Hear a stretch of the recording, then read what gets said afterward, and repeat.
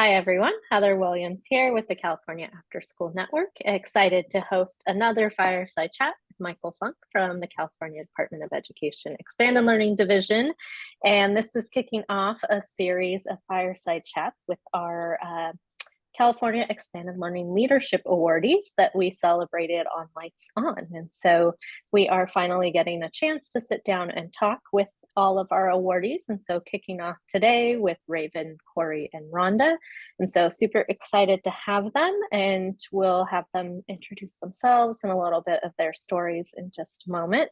But first, Michael, just turning it over to you to see if you've got any updates for us from the CDE.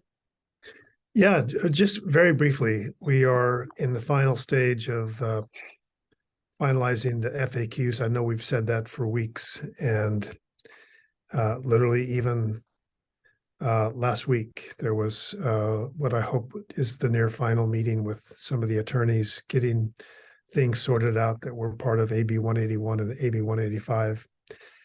Just explaining what's there, a little more context.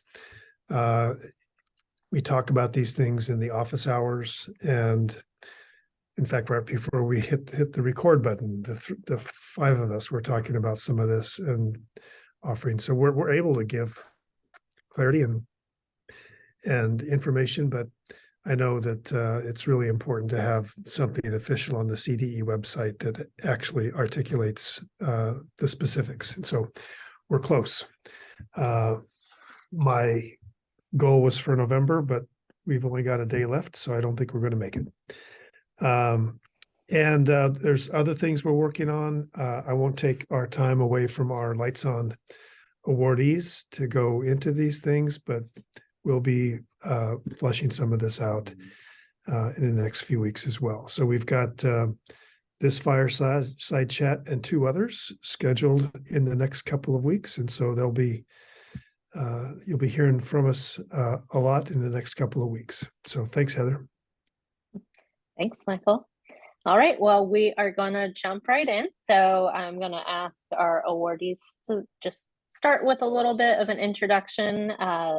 If you were able to watch the recording, you heard a little bit about them from the folks that nominated them, but we'd like to hear a little bit about them from each of themselves. And so just a little background on either the school district or organization you work with, and kind of your background in expanded learning, maybe why you love expanded learning. And Raven, why don't we start with you, and then we'll pass it around. All right, well, good afternoon. It's an honor to be able to join you folks. My name is Raven Aipa, and this is my 15th year serving as the director for expanded learning in the Hueneme Elementary School District. And I feel really fortunate about that because it's also my 35th year of service in the district.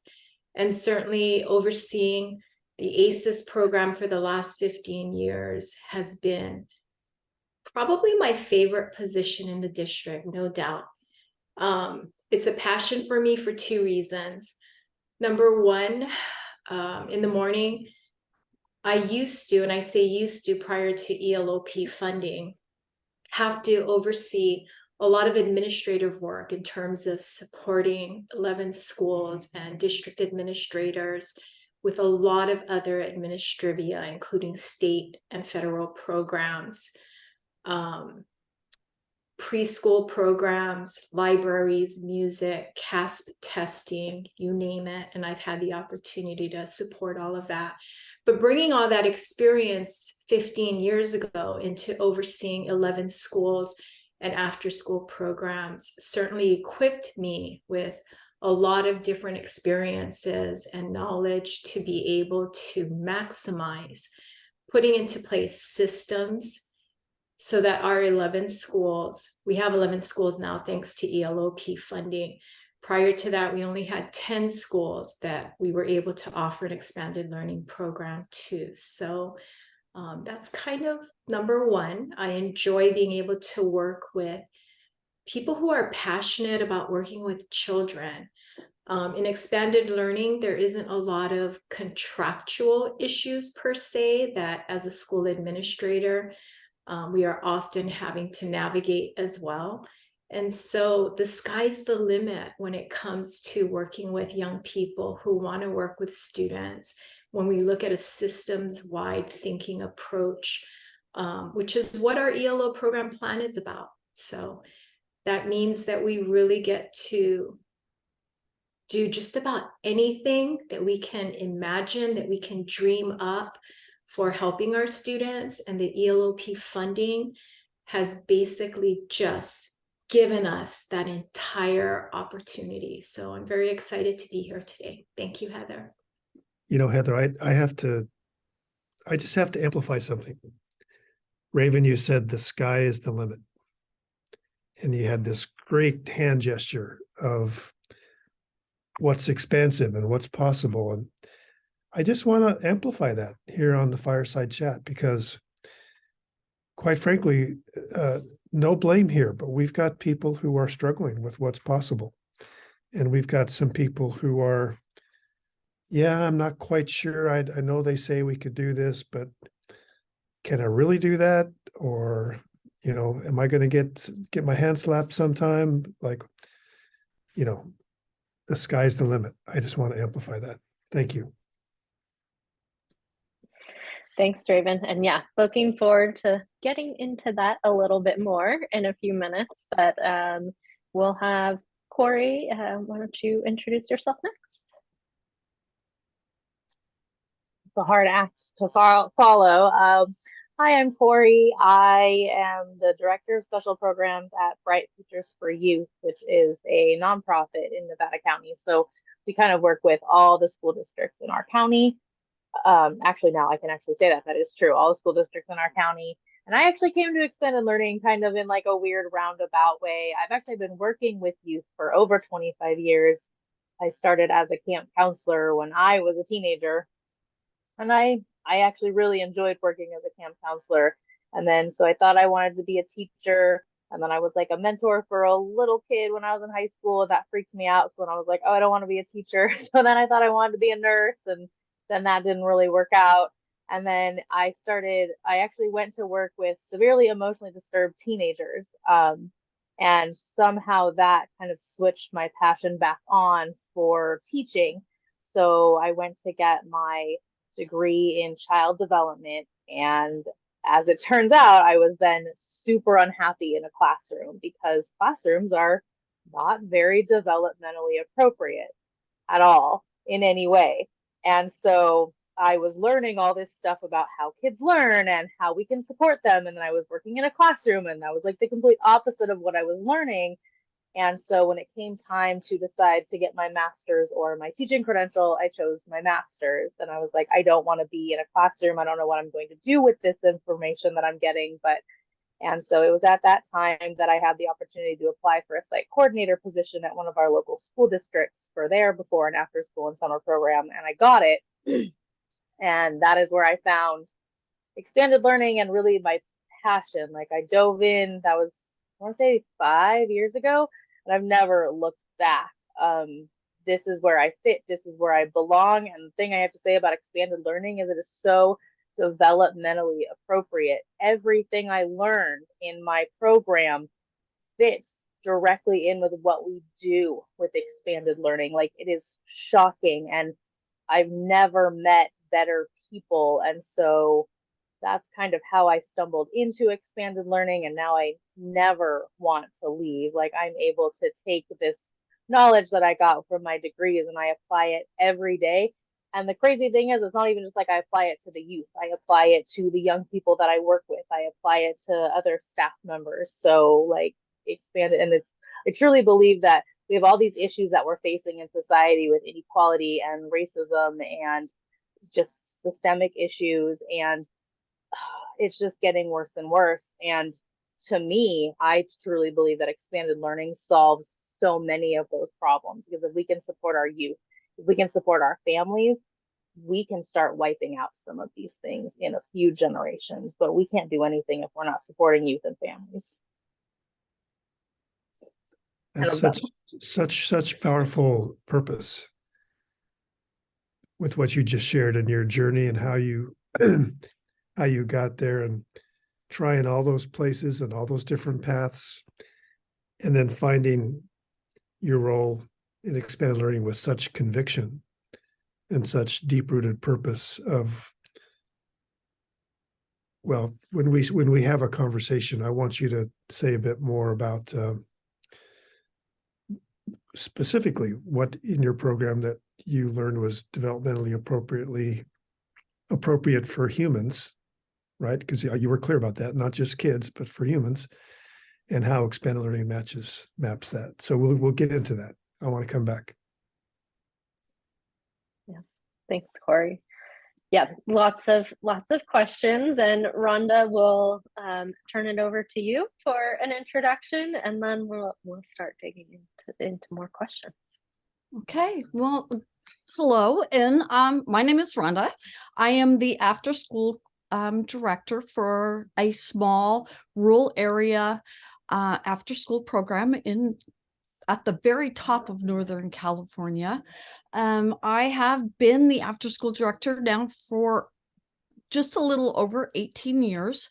I started out in education as a school board director for a different school district, and served for a little over 10 years before being asked to come to Cuddeback as a classroom aide.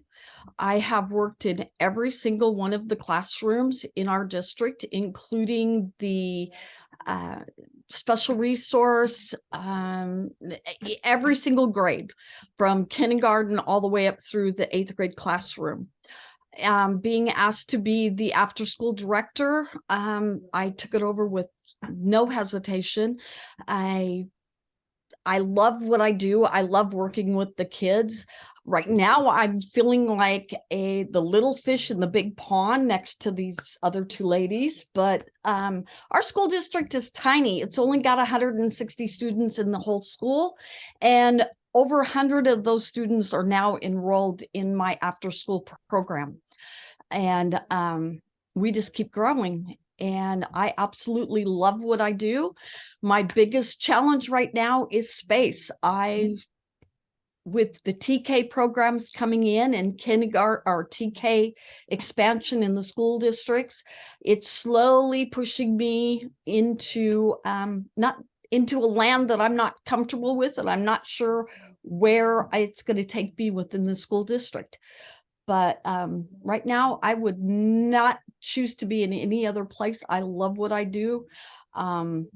They keep telling me I'm getting close to that age of being able to stay home and relax.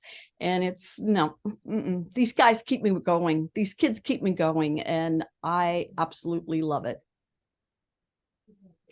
Thanks, Rhonda. And listen, I've spent a lot of time with leaders, including your superintendent, leaders working from districts just like yours.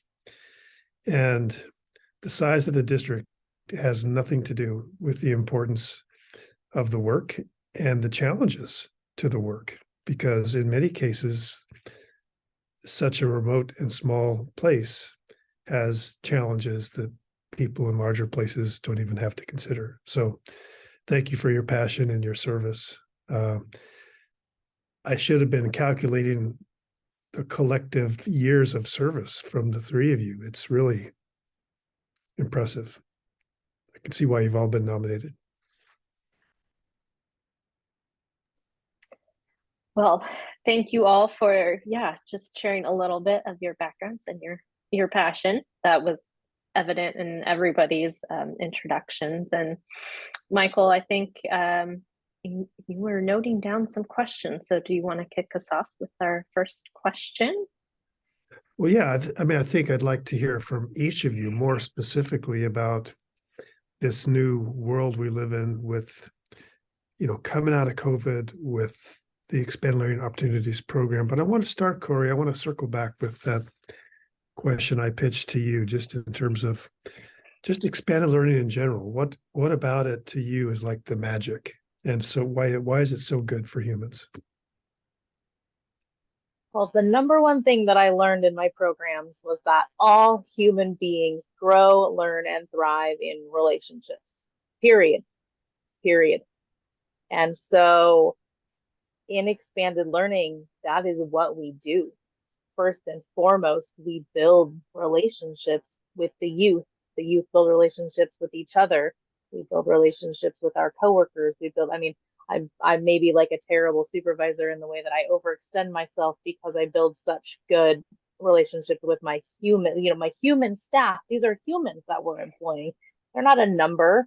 They have lives, they have children, they have issues. They're going to have issues getting to work sometimes. And if we can be there for them as humans, if we can support them, we can grow really, really great employees, especially if we're looking at that we are employing young people a lot of the time because they're the ones who have the energy to hang out with little kids, and our teenagers. So it's relationships, and we have the time in expanded learning to build those relationships, and we have the patience, and we have the passion. And so that's like really the number one thing is that relationship building. And everyone said, amen. I think you're the kind of leader everyone would want to work for. Cori. Try. So Raven or Ronda, I'm curious in terms of,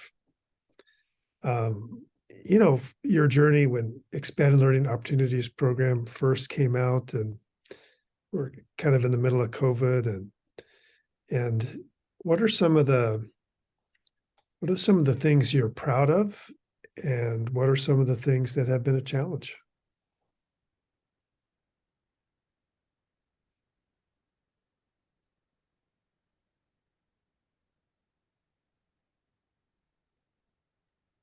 Rhonda, I Rhonda, wasn't you are sure right. if you wanted to speak, so did you want to go first, Rhonda, to answer that question? I can start, I guess. One of the best things that has come out of, as we're coming out of the COVID stages, is I was lucky enough to have 2 employees come to me that would like to be in the after school program, who happened to be former students of mine. They were my very first kindergarten class as little students. They are now working with me. One of them is getting her master's degree in child psychology and wants to be a school counselor. And so she is working with the kids within my program. She has developed one of the best programs and making connections and building strengths with kids. And it's amazing to watch. And the other one has got her early education to credit credentials. She also was one of my former kindergarten students. And it's great to watch them grow and watch them come back and want to be a part of what I created over the last 18 years. Thank you, Rhonda. It's a great compliment to you. For sure. Mike, I was thinking about the question you posed. What are you proud of? What were some of the challenges as we received these funds during coming out of COVID, which was in July? I think the first emails were coming through, and we were getting ready to return in the 21-22 school year. And I remember when I saw the amount, I just thought, holy moly, we've been operating off of $1.2 million for the last, I think maybe 3 years or 2 years. And all of a sudden we're going to have all this money. And the FAQs were being created as we were getting ready to now fly this plane, right? There were no limits at that point, a few, but not a whole lot. And so we sat down and we started looking at our existing ACES program, which we're very proud of. It is, like I said, a systems thinking approach that has been in place with lots of tweaking and refining and using the Quality Standards Action Plan, which came out of the California Department of Education Expanded Learning Program. It was then just a matter of how do we now open this up to all 7,000 children in our district who would be eligible? And knowing that we had to, at a minimum, meet the needs of at least 50% of the families who wanted in. So we sat down and started planning out how would we first of all do an intercession of 30 days? Because we knew that that was going to be something that was completely different from the ACES program using ELOP. And then how do we open this up when we had staffing challenges, right? So in 21-22, we didn't have everybody showing up to work. And even when they were showing up to work, people were calling out because of COVID. And so we started with the intercession because the email came out in July, and then another email in August, and then the funding. And we put together this 10-week intercession that was supposed to take place in December during our winter break at 2 of our schools, a school that had TK through 5th grade and then a 6th grade school. We sent the invite out to parents. We lined up who was going to work, and they were all enrichment providers that we had worked with that year and the year before, because we knew we couldn't tap into our teaching staff. They all needed a break. It was going to be very limited how many of our already existing staff from the ACES program would work. And everything was put into place. We had rotations, we had enrichment, we had academics, we had physical movement. And then the school that we were going to schedule it at essentially was undergoing HVAC renovations, and they were going to have a punch list during the 2-week break, and we weren't going to be able to schedule it. And so a decision was made, okay, we're going to nix this. So now we jump into what are we going to do now from January through June of that year?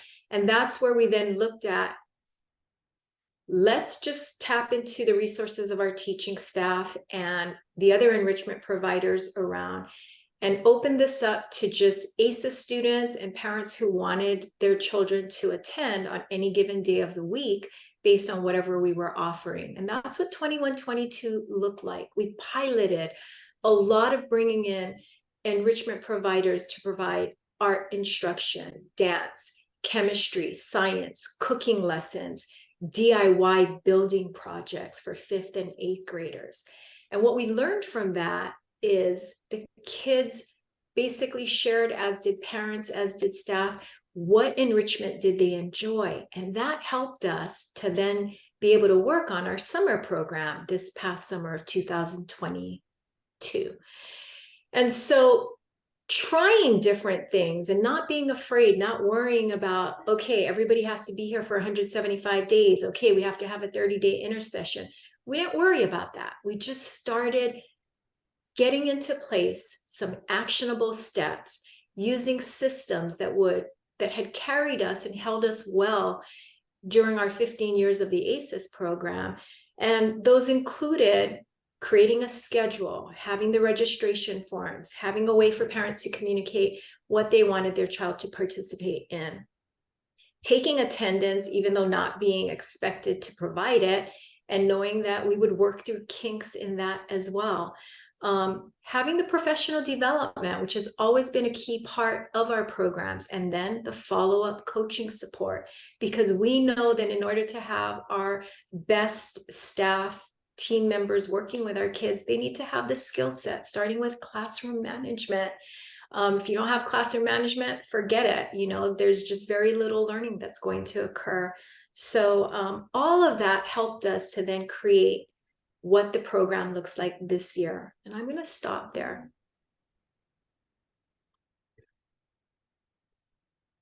Well, I love that one of the things that you made sure to include was that you just started. I mean, you started and didn't think through how to make it perfect before we start, but you just started. Cori, what about you over in Grass Valley?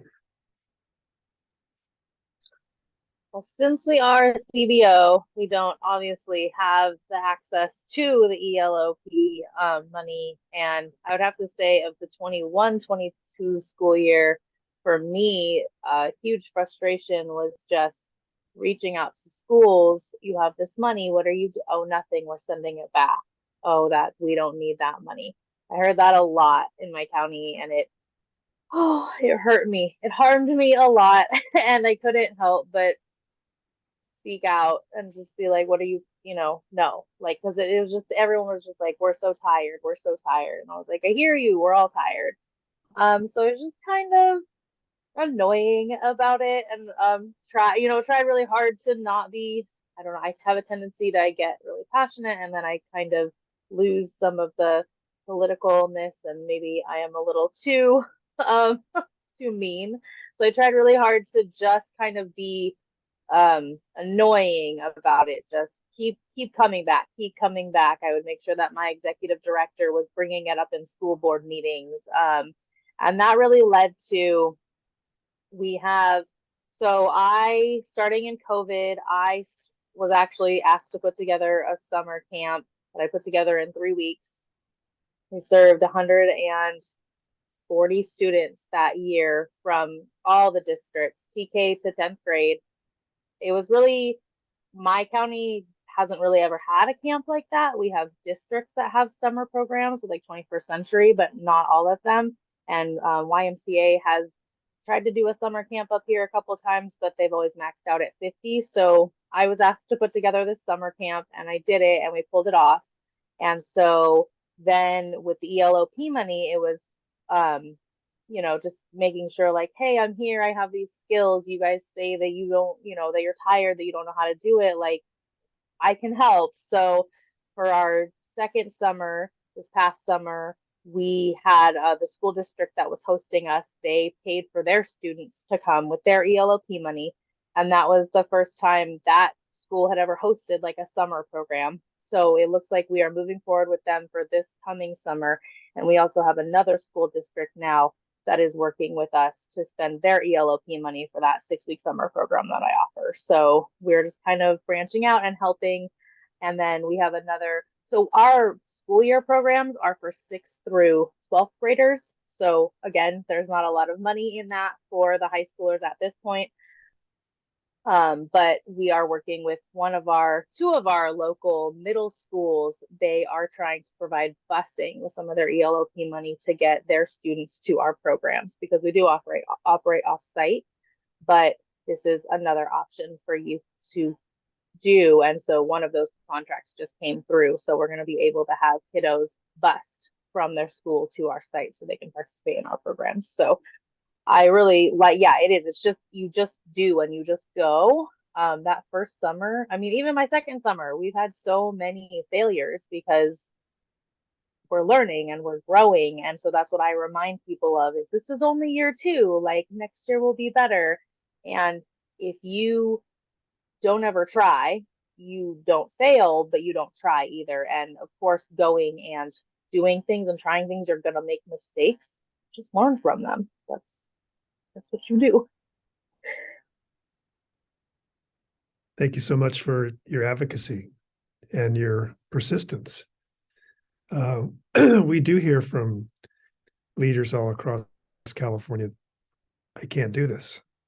And I've had many conversations with a leader who would say that. And, our typical response is just to start asking questions. Well, have you ever thought of this? Or did you know you could do that? And through some patience and some inquiry, a lot of people start to, and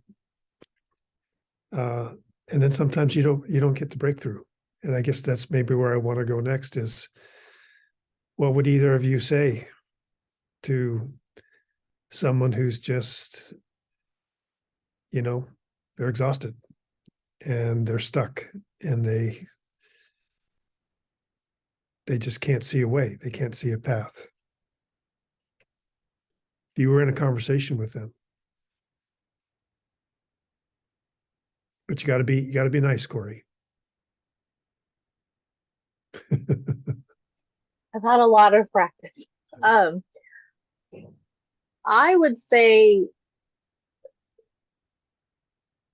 so there's always someone around that either has the answer or has the energy to make things happen. And so I know that asking for help is so hard, and most of us as adults don't have that skill, and so then we're expected to teach the kids to ask for help, but really you don't have to do everything alone.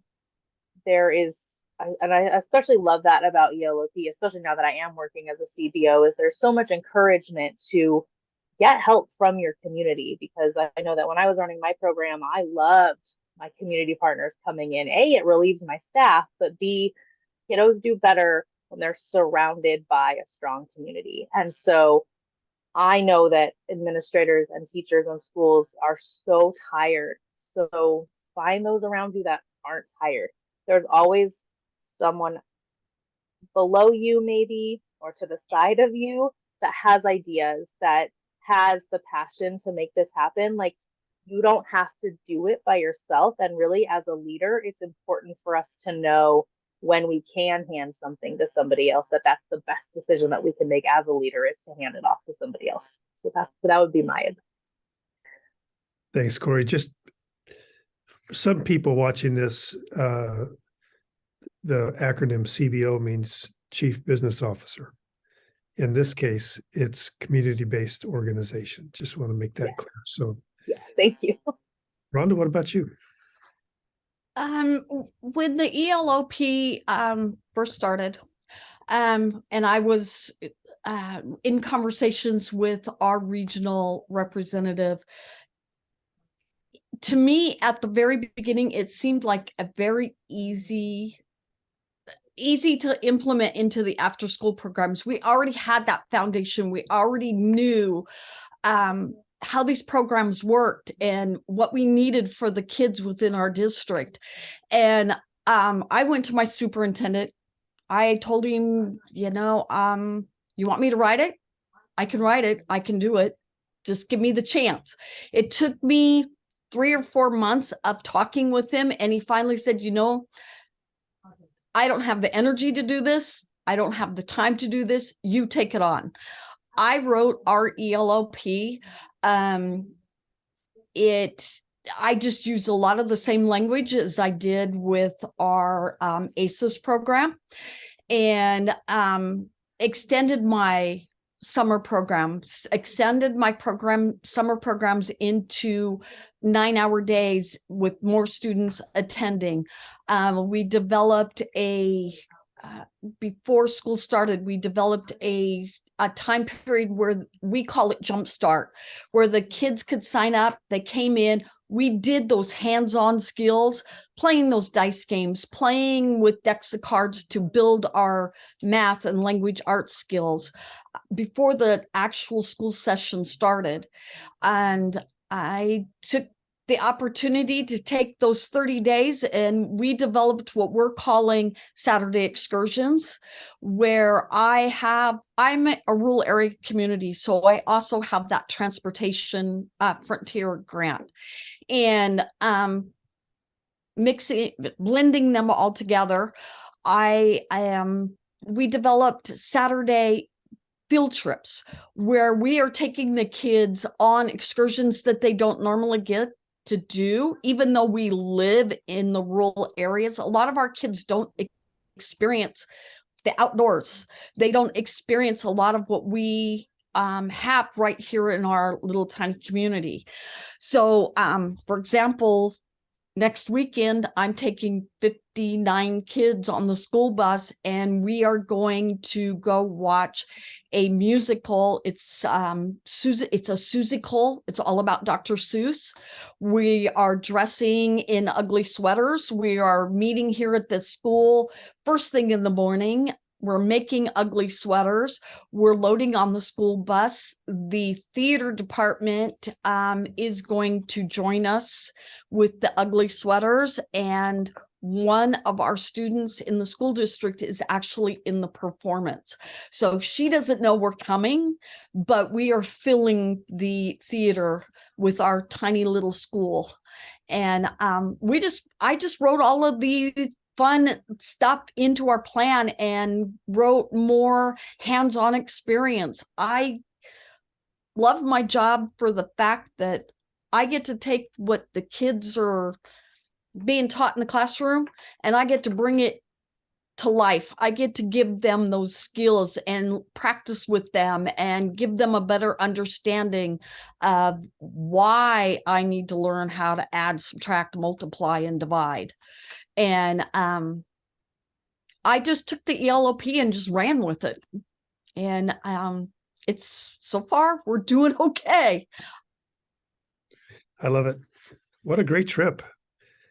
I hope she doesn't watch the Fireside chats, because then you'll spoil your surprise. But I just was thinking, so many people in their careers have been taught, keep things separate, keep funding separate, keep kids funded by different things separate. We got different rules for different things. And, by design, we made this so you could use most of the language you used for ACEs for this plan. By design, we've made it so you should mix that Frontier of Transportation grant with the ELOP, with the ACEs, and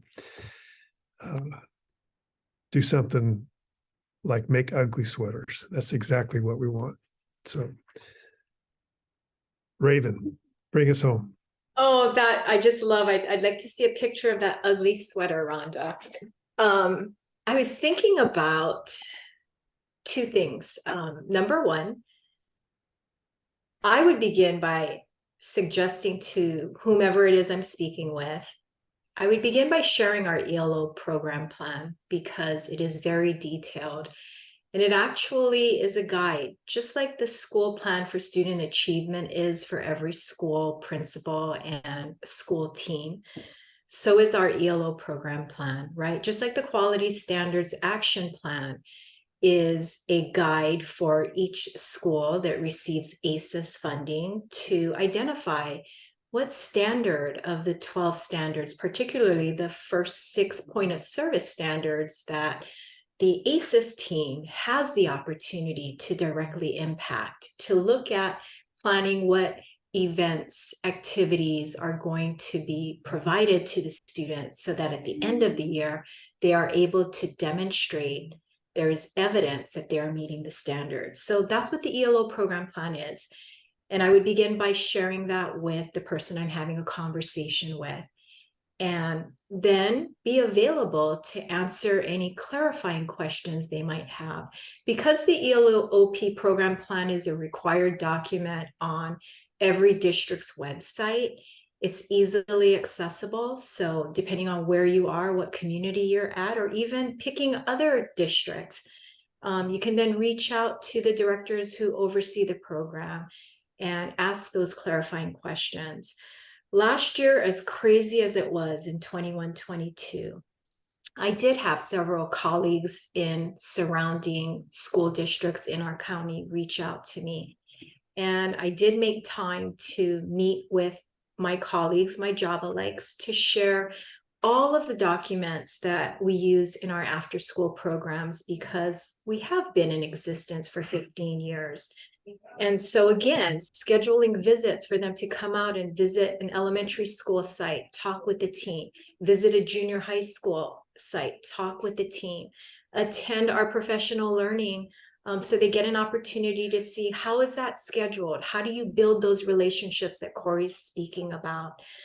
How do we support our team members? And all of that is what ELOP program funding allows us to do. And so, Michael, that would be how I would address that question.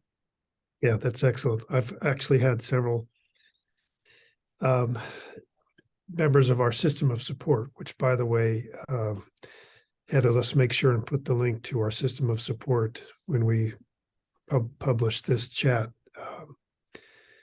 So there's a whole army of people. Well, I don't want to use that, but there's a whole team of people statewide who are ready to do that. And many of them have collected program plans from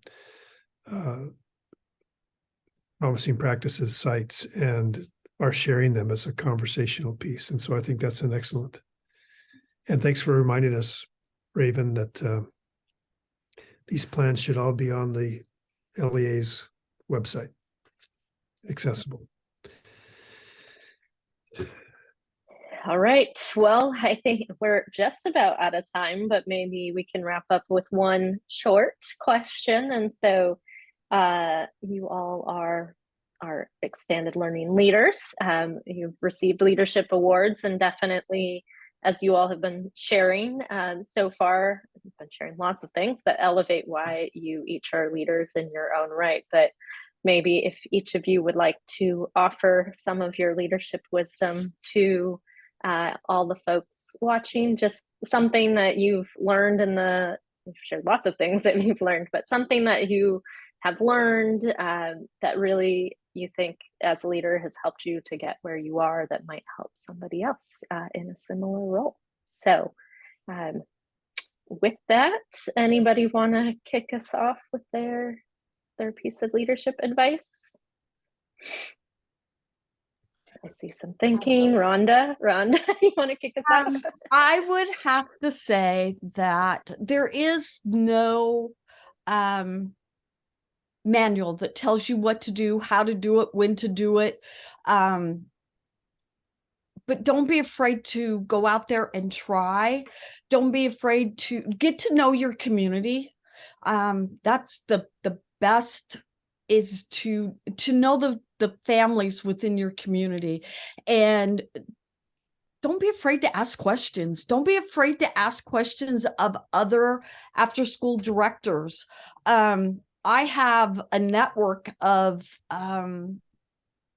after school programs here in our area that we have a lot of directors that have been 10 years plus in the field, and we are not afraid to go out and help, give you advice, give you some sort of help to get you going. And don't give up. The kids need us. Don't give up. Thank you, Rhonda. Cori, Raven.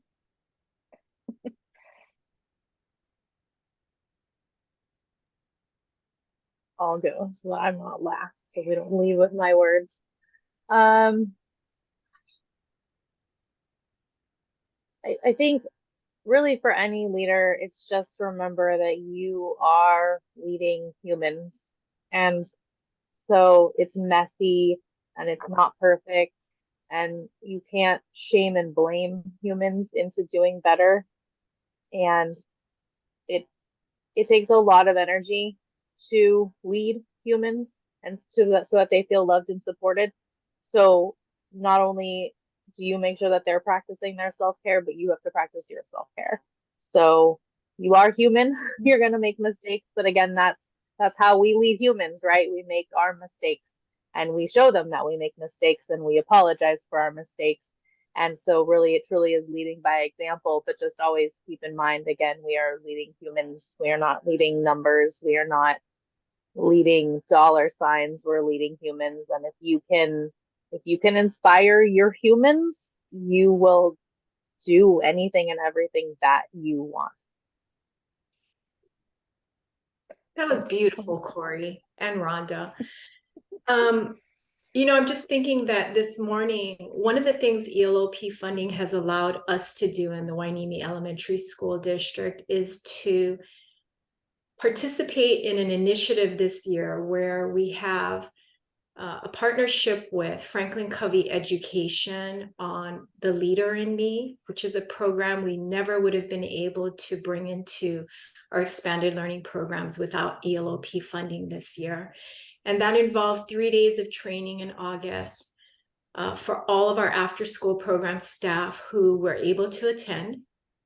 And this morning we had our second in-person professional learning day with our Lighthouse team. So our key individuals at all 11 schools who are teaching the Leader in Me paradigms and the curriculum to our students. And there were three, I wrote this down as I was taking notes this morning. I have it in front of me. When we look at, what motivates us as leaders in terms of, I think about our vision, which is a unified vision. We want to provide a quality program that allows our students to be motivated, inspired, so that they will thrive. And just as importantly, ensuring, like Cori has been talking about, Rhonda has shared, that the adults that we work with also have that paradigm, that we see the greatness that exists, that resides in every human being, whether it's our coworkers, whether it's our students, whether it's our families. When we can get folks to see that, to believe that paradigm, that you don't have to be a great reader, you don't have to be a great mathematician, a great writer, a great leader. Everybody has greatness that resides in them. And how do we tap that? How do we tap that with this wonderful opportunity we have with all these monies that we have with ELOP? And our trainer this morning, Charlene Smith, talked about one of the things is when we look into the eyes of our students, there was a video that she was sharing from Franklin Covey Education. And you see the desire that our students have to belong, that they want to trust us, that they have hope.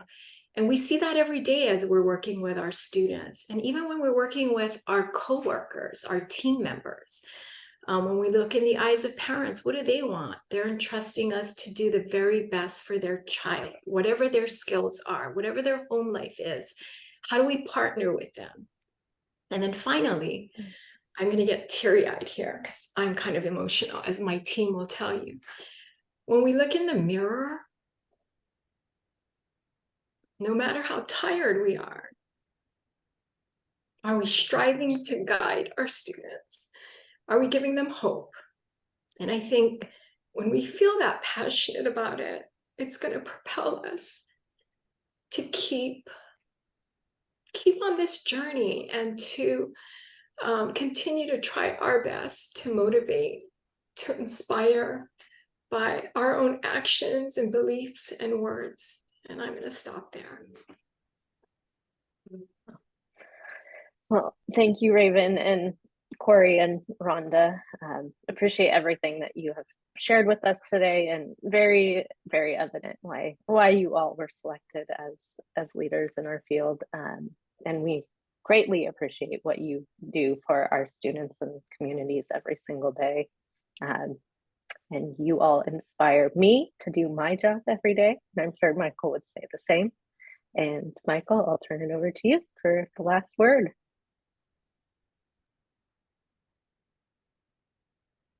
Well, it's pretty rare that I'm struggling for words, but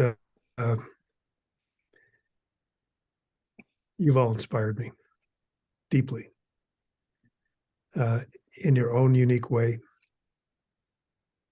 And I think, y'all know I always close up in the admonition of leading with love and explain what that really means. And what you all have talked about so eloquently, not only what you do, but the